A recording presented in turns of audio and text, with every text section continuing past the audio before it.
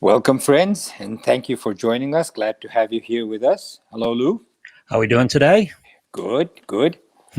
Proceeding along this, we're at chapter 13, just a few more chapters. I can't believe we're going to be at the end of the Gita pretty soon. I know, right? Well, we still got a little ways to go. We have a long ways to go, yeah. So today we're going to be doing chapter 13, verses 16 and 17 in this episode. So in verse 13, verse 13 says, without and within beings, all beings, living beings, without and within beings, the unmoving and also the moving, that is incomprehensible due to subtlety, and that is both far and near. Mhm. So it's a way of saying things that basically means when he refers to that, he means the Atman, Brahman, the self that we look towards. So that, he's saying, is incomprehensible because it is so subtle. But it is both far and near. It is unmoving and yet moving. It is without all living beings and within all living beings. So it's a very simple explanation if you look at it carefully. So first thing that he says is that. And notice that Krishna here is referring to Brahman, or as we call it, God. And he's not saying he is far and near. He's not saying he is incomprehensible. You can't comprehend God. He's not saying he's without all beings and within all beings or anything like that. He's saying that. Keep that very clearly in mind. He's saying that. He's referring to. Is that the first time we've heard it referred to that way? I As can't opposed be to, 100% sure, but I don't remember having I know. heard Brahman being referred to as that before this. Interesting, yeah. So that is being referred to as a field of consciousness here. And we'll see that in the next few verses. So beings, he's referring to all living beings, not just human beings. Cows, elephants, horses, dogs, animals, birds, insects, all beings, he says, Brahman is within those beings. But he's saying that in addition to being within those beings, Brahman is also outside those beings. We know that. He's saying that Brahman doesn't move, is unmoving, yet it's moving everywhere. Brahman is far as well as near. What does that mean? So movement, when does it happen? When do you move? Movement means that when something goes from the place where it is to the place where it is not. So that has to be a movement. If Brahman is omnipresent, meaning we say there is not even one scintilla of space where Brahman is not existent, Brahman is everywhere, how can it move? So for a thing to move, it has to go from one place where it is to another place where it is not. But if it is everywhere, it cannot move. So for us to say, well, Atman leaves the body and goes outside doesn't make sense under these circumstances, right? Because Atman within you and without you, outside of you, is the same. So it can't leave your body and go outside. People say the soul left the body. No, it doesn't leave the body. The body just drops. The soul is stationary because it is everywhere. It doesn't move. This one says unmoving yet moving. So what does he mean in this case? So unmoving we understand since it's everywhere. When he says unmoving yet moving, he is saying that electricity, for example, doesn't move. But because of the electricity, the fan moves, the electric car moves. So he's saying that it appears as if Brahman moves because everything in this world moves, but it is moving as a result of Brahman. So you say, oh, look, God is moving. Consciousness is making this move. Yes, but consciousness is not moving except that the beings that it enlivens moves.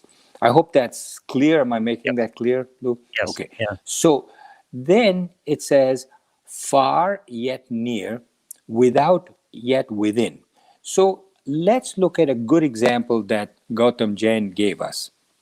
He says, when you're in any part of the country, you say, where is your government located?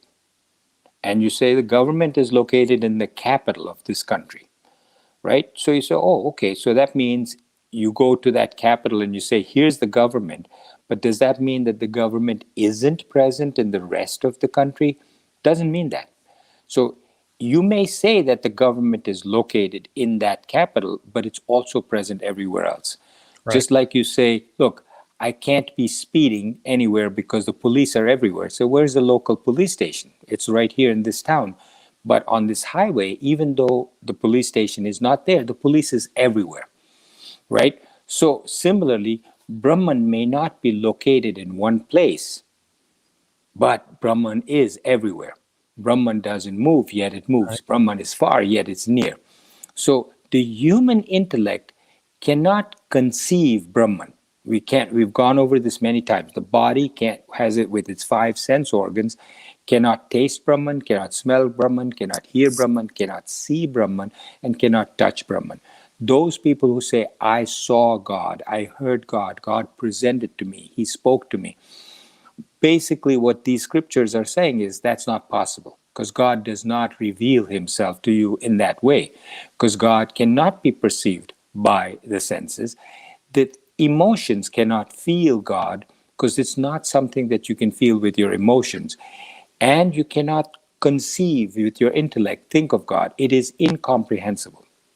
So the Atman is unmoving. And the other example that Gautamji gave was that when you're looking through a telescope, imagine that your eye is looking at the telescope from the end that it's supposed to, and through the other side you can see from what's far away, or, which is, let's say, a house or a tree a mile away, and you're able to see it with your eye. Right. But the eye is considered to be the Atman. So the eye cannot see itself. The eye can see through the telescope, it can see outside, it can see the house, it can see the tree, it can see the telescope itself, but it cannot see itself. Mhm. Similarly, the Atman uses the body mind intellect, which is the telescope. Through the body mind intellect, it perceives things, it sees things, it tastes things, it is able to have emotions, it is able to see outside, but the Atman is not able to see itself through that. So I hope that that Yeah. verse 16 is fairly clear. It's a simple enough verse. Verse 17 says, undivided and yet existing as if divided in beings, and that which is known to be the sustainer of beings, destroyer as well as creator. So let's break it apart the same way. The undivided, so if Brahman is everywhere, it is undivided. It's not here, there, etc. It's undivided, it's everywhere. Yet it exists as if divided in beings. So right now we look at ourselves as one entity, we look at the another human being as a different entity. What he's saying is, you've made that division. Brahman has not made that division. Brahman is the same between the two of you and within the two of you. So it's undivided in that it is everywhere, yet divided because it's in different beings in different places. And that which is known to be the sustainer of beings means he maintains those beings. He's also the destroyer and the creator. So Brahman is homogeneous everywhere. It's undivided. But because Brahman exists as if divided, because you are seeing all bodies as separate, where Right. because we identify with our body, our mind, our intellect, and we see others as body, mind, intellects, you see them as different. But the supreme reality is one, with a capital O. Brahman nourishes all beings. Because of Brahman, we are alive. Because of Brahman, we're sustained. Our life, we don't, when I say nourishes, doesn't mean with food, but with existence. We are existence because of Brahman. We are conscious because of Brahman. We think because of Brahman. We move because of Brahman. So Brahman nourishes and sustains all beings. The analogy is that of a person who goes to sleep. When he goes to sleep, The dreamer that he becomes, because he's dreaming now, he was the waker, he's dreaming. The dreamer nourishes and sustains the dream. The underlying being, the underlying waking person who has become the dreamer, sustains the dream. He nourishes and sustains the dream. The dreamer actually also creates the dream. The dreamer, the waker, when he becomes the dreamer, he creates the dreams. When he wakes up, he destroys the dream, right? So we ourselves, in this instance, the waking self is the Atman, and the state of waking is the state of self-realization. The dreaming state is what we are all in now. What we see around us is like a dream. It is unreal because we're not seeing it as Brahman. We're seeing it as separate human beings, separate trees, etc. So in this verse, he says, undivided yet divided. So imagine a sun. No, you don't have to imagine. You can just think of the sun up there, and you have multiple shining objects on the ground in front of it, like lots and lots of solar panels.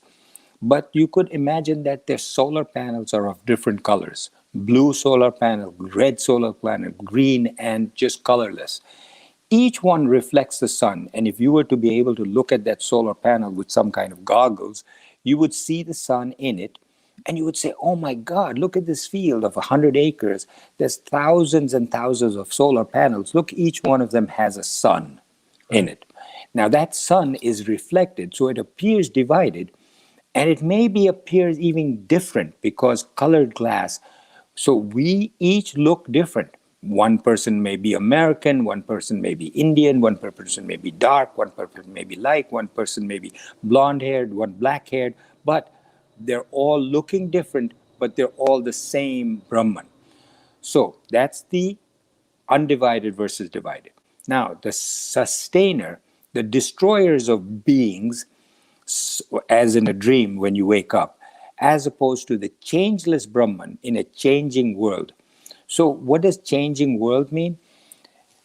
If you wake up in the morning and you look and you say, this is morning.